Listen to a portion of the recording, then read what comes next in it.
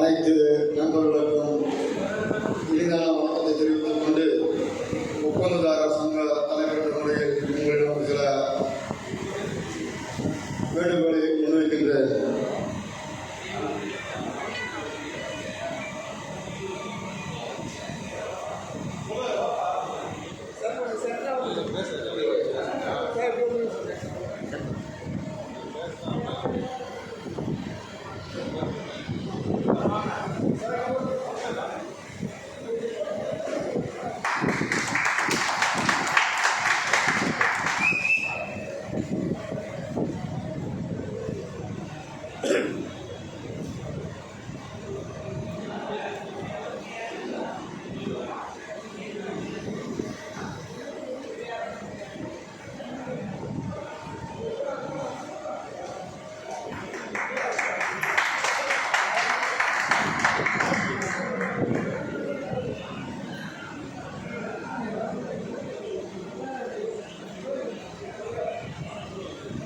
கடந்த 2021 ஆண்டு திராவிட முன்னேற்ற கழகம் ஆட்சி அமைத்த போது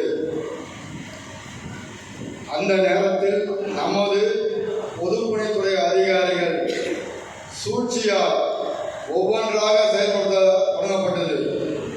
முதலில் ஒப்பந்ததாரர்கள் பதிவை மாற்றம் செய்தார்கள். நான் அன்றே சொன்னேன், இவர்கள் ஒவ்வொன்றாக மாற்றப் போகின்றார்கள். நாளை வருங்காலத்தில் நம்மை போன்ற ஒப்பந்ததாரர்கள் அனைவரும் அழிக்கப்படுவார்கள் என்பதை நான் அன்றே கூறினேன். ஆனால் ஒப்பந்ததாரர்கள் ஒவ்வொருத்தரும் தனிப்பட்ட முறையிலே பேசினீர்களே தவிர யாரும் முன் வரவில்லை என்பதும் உங்களுக்கே தெரியும். இரண்டாவது, இனி வருங்காலங்களில் அவங்க போட ஒப்பந்த மதிப்பீடு 5 கோடிக்கு மேல். அப்படி என்றால் நாம் எத்தனை பேர் நசுக்கப்பட போகின்றோம் என்று இப்பொழுதே உங்களுக்கு முன் சொல்கின்றேன்.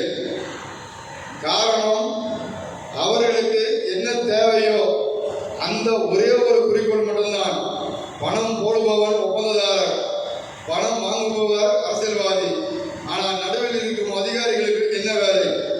அதிகாரிகளையும் ஒப்பந்ததாரர்களையும் ஒன்று செயல்படுவதற்கு கிடையவே கிடையாது. அரசியல்வாதிகளும் அமைச்சர்களிடம் போய் எப்போ எந்த டைம் போனாலும் ஒப்பந்ததாரர்களை பற்றி தான் குறை சொல்வது உங்களுக்கு. அப்படி என்றால் அமைச்சர் நம்மளை பார்க்க மாட்டார். காரணம், அதிகாரிகளின் அடிமையாக நம்ம இருக்க வேண்டும் என்று அதிகாரிகள் நினைக்கின்றார்கள். முதலாக இன்றைய முதன்மை தலைமை பொறியாளர் ஐயா சத்தியமூர்த்தி அவர்கள் இது நாள் வரை நடைபெறாத ஒரு கூட்டத்தை நடத்தினார்கள். ஒப்பந்ததாரர்களும் முதன்மை தலைமை பொறியாளர்களும் சந்திப்பு என்று. ஆனால் அவர் சொன்ன வார்த்தை என்ன தெரியுங்களா?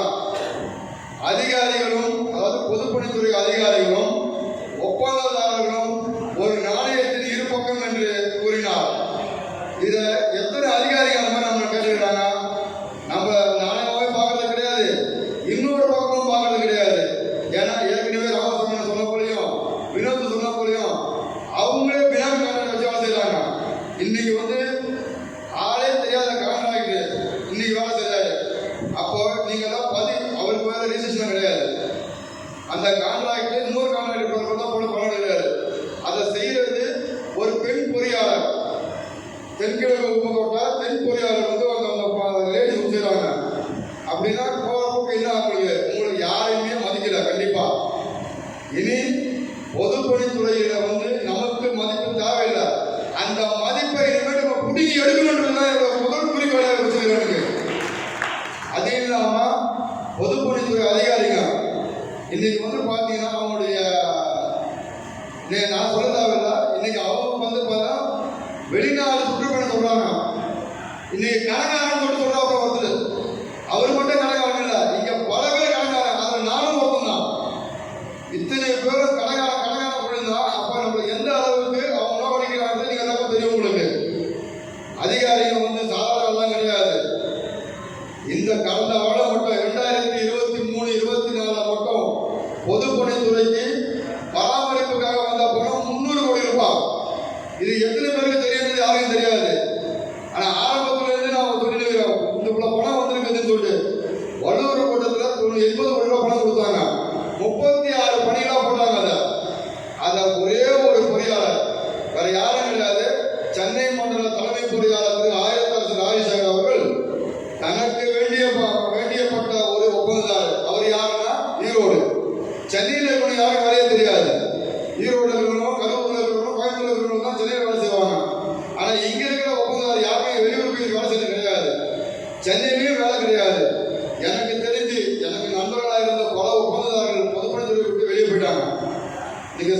போர்ட்லையும் ஹவுசிங் போர்ட்லையும் எங்கேயோ எனக்கு வேணாப்பா பிடபிள்யூ வேணாமா அப்படின்ற ஒரு கலாத்துக்கு போட்டாங்க.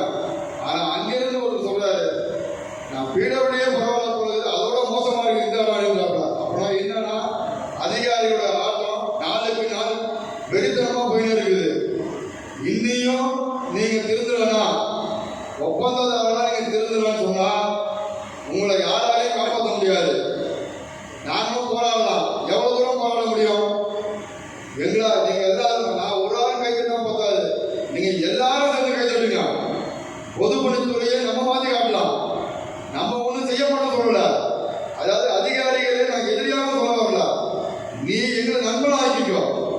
நாங்கள் உங்களுடைய அர்ஜென்ட் நேரத்துக்கு பிரைம் மினிஸ்டர் மோடிஜி வரும்போது வேலை செஞ்ச 3 வருஷம் அது வேலை செஞ்சு 14 பேர் பணம் வாங்காம இருக்கிறோம். சட்டமன்ற எம்எல்ஏ வேலை செஞ்சோம், 3 வருஷம் பணம் வாங்காம இருக்கிறோம். இதெல்லாம் யார் சொல்லி செஞ்சா? அதிகாரி சொல்லி செஞ்சீங்க. எந்த அதிகாரியாவது இருநாள் வரை அதுக்கு ஒரு நடவடிக்கை எடுப்பாங்களா? ஒவ்வொரு தடவையும் போயிட்டு நான் பல ஒப்பந்ததாரர்களுக்கு முதன்மை தலைமை பொறியாளர் சத்தியமூர்த்தி பார்த்து பணம் வாங்கி கொடுக்குறோம். அதுக்கு காரணம் செஞ்சிட ஒரு நீங்க கூட வந்தா பண்ணிக்கு நாங்க போய் பேசுறோம், 2.5 கோடி ரூபாய் பணம் வாங்குறோம். ஆனா அது எங்களுக்கு வரல, அது வேற ஒரு கான்ட்ராக்ட் போயிருக்குது, அந்த பணம் போயிருக்குது. இருந்தாலும் பரவாயில்ல, அவரும் நம்ம ஒப்பந்ததாரனா, சரி நம்மளால அவருக்கு பிரயோஜனமா இருக்கட்டும். இது மாதிரி பல பேரும் பண்ணி கொடுத்துருக்கோம். இது தனிப்பட்ட ஒரு ஆளா நான் சொல்றேன், என்னால முடிஞ்ச எவ்வளவோ செஞ்சாங்க. ஆனா இனியும் நீங்க எல்லாம்